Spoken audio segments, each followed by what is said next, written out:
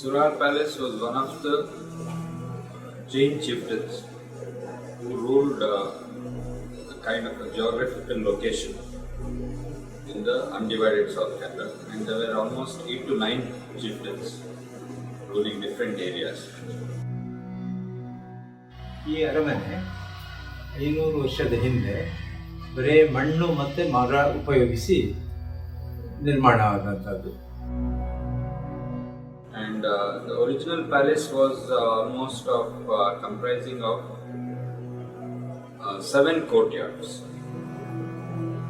So now only I think 4 are left. 3 courtyards have completely been completely dismantled. All the structures are gone.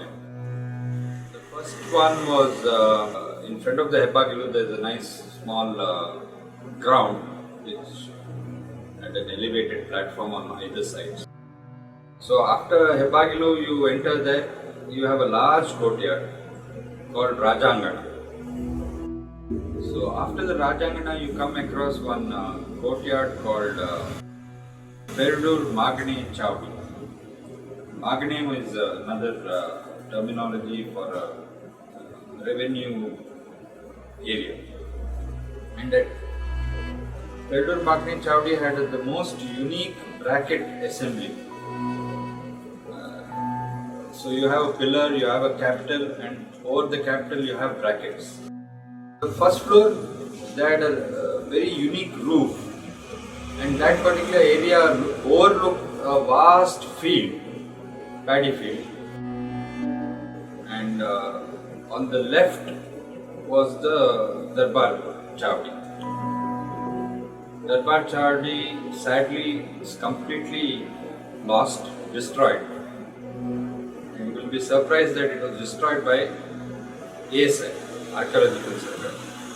5th was the Basdi, 6th was the cattle shed, the 7th was the services, where there was the well, there was the baths, the toilets. So later that also collapsed.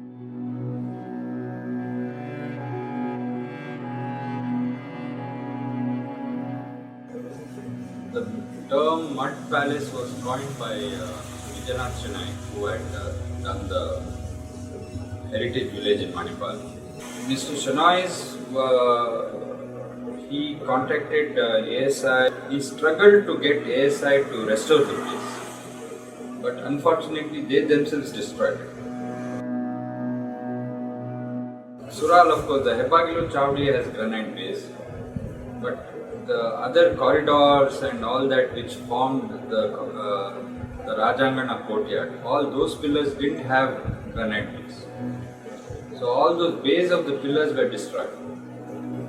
But what they could have done is just cut the soft portion of the destroyed base and then make do with granite thicker platforms.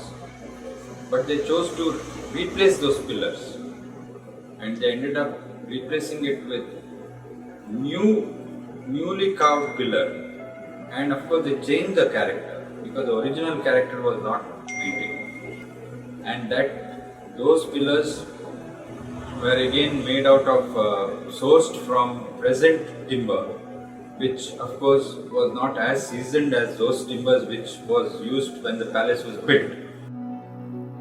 So all that, and they replaced mud with laterite stone.